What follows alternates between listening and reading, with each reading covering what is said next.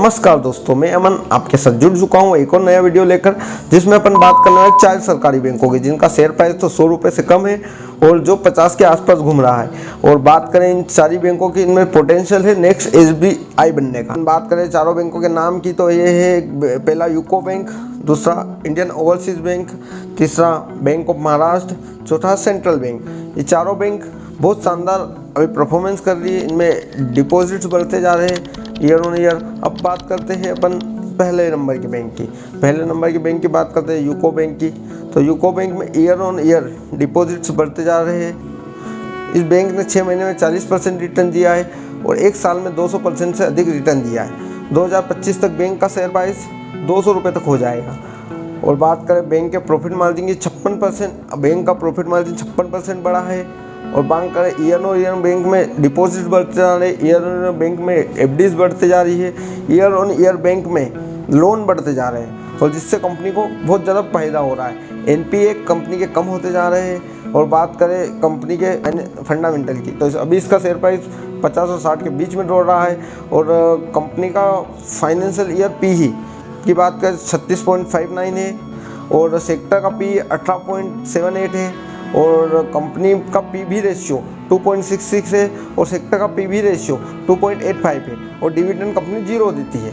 अब बात करें कंपनी के रेवेन्यू की, तो 2022 में कंपनी का रेवेन्यू था 18,000 करोड़ का। 2021 में कंपनी का रेवेन्यू 20,000 करोड़ ऊपर हो गया है। बात करें कंपनी की नेट प्रॉफिट की, तो ये भी बहुत डबल हुआ है। 2022 में कंपनी का नेट प्रॉफिट 900 करोड़ का था, 2023 में कंपनी का नेट प्रॉफिट 1800 करोड़ का हो गया। बात करें कंपनी के प्रमोटर की होल्डिंग पैटर्न की, तो प्रमोटर की होल्डिंग कंपनी में 95% है, म्यूचुअल फंड की होल्डिंग कंपनी में 0.8% है और डीआई से एफआईज की होल्डिंग 2% है, फॉरेन इंस्टीट्यूशन की होल्डिंग 0.3% है और रिटेल और अदर्स की होल्डिंग 3.25% है। अब बात करते हैं दूसरे नंबर के स्टॉक की, इंडियन ओवरसीज बैंक। ये एक सरकारी बैंक है और इसका पास एक स्पेशल सेवा है विदेशों में डेबिट और क्रेडिट करने की, जो स्पेशल इसके पास सेवाएं होती है कि भारत में 2018 शाखा है और 6 विदेशों में भी इसकी शाखा है।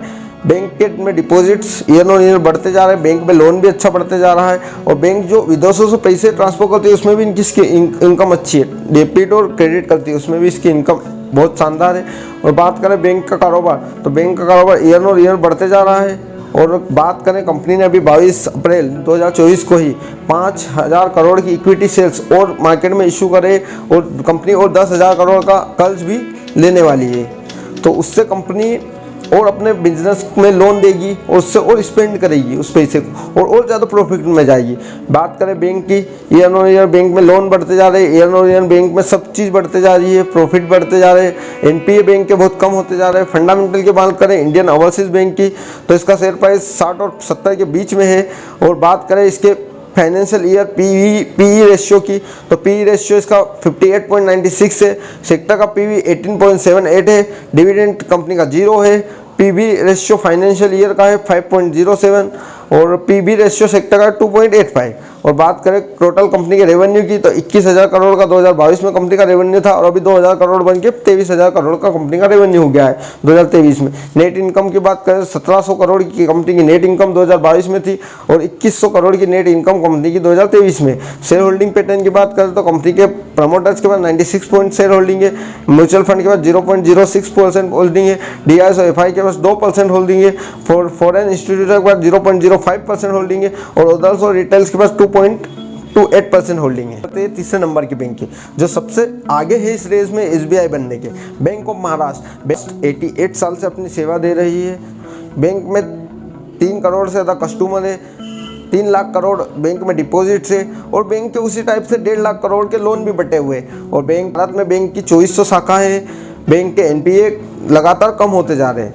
और बात करें सरकारी बैंकों की, तो इसमें जो इंटरेस्ट है इसका इंटरेस्ट ज़्यादा है क्योंकि पर्सनल लोन ज़्यादा देती है सरकारी बैंकों के मुकाबले, इसका इंटरेस्ट रेट भी ज़्यादा है। बात करें फंडामेंटल्स की, तो फंडामेंटल्स की अगर अपन बात करें बैंक ऑफ महाराष्ट्र का शेयर प्राइस 60 और 70 के बीच में, फाइनेंशियल ईयर पीवी रेशियो 11 का है और सेक्टर का पीवी रेशियो 18 का है, डिविडेंड कंपनी देती है 1% का और फाइनेंशियल ईयर पीबी है 3 का है और सेक्टर का पीवी है 2.85 का है। 2022 का है 15,000 करोड़ और रेवेन्यू 2023 का बड़ा है 18,000 करोड़ हो गया। नेट इनकम की बात करें तो कंपनी की नेट इनकम है 2022 में 1100-1200 करोड़, 2023 में कंपनी की नेट इनकम है 2600 करोड़, डबल हो गई है ऑलमोस्ट। और शेयर होल्डिंग पैटर्न की बात करें तो शेयर होल्डिंग पैटर्न 80% प्रमोटर की होल्डिंग है, म्यूचुअल फंड की 0.4% होल्डिंग है, डोमेस्टिक इंस्टीट्यूशन की 4% होल्डिंग है, फॉरेन इंस्टीट्यूट की 1.4% होल्डिंग है और रिटेल और अदर्स की होल्डिंग है 7 से 8%। अब बात करते चौथे नंबर के बैंक की, तो बैंक का नाम है सेंट्रल बैंक। 2020-21 में बैंक लॉस में थी और अब बात करें बैंक के प्रॉफिट में आ चुकी है। बैंक का ईयर प्रॉफिट बढ़ते जा रहा है, बैंक में लोन भी बढ़ते जा रहे हैं, बैंक का ईयर 50% के हिसाब से प्रॉफिट बढ़ते जा रहा है। बैंक में एनपीए 2% से कम है और कम होते जा रहे हैं। Bank home loan, car loan, bike loan सब पर अच्छा इंटरेस्ट पे लोन दे रही है और बैंक केसीसी भी बहुत अच्छे से कर रही है। और बात करें सेंट्रल बैंक के फंडामेंटल की, तो फंडामेंटल की अगर बात करें बैंक का शेयर प्राइस 60 और 65 के बीच में है और फाइनेंशियल ईयर का पीवी रेशियो की बात करें तो बैंक का फाइनेंशियल ईयर का पीवी रेशियो है 34 का और बैंक सेक्टर का पीवी रेशियो 18 का। और बात करें डिविडेंड की तो बैंक देती है 0% डिविडेंड। पीवी रेशियो की बात करें तो बैंक का पीवी रेशियो 1.25 और बैंक सेक्टर का पीवी रेशियो की बात करें तो इसका पीवी रेशियो 2.55।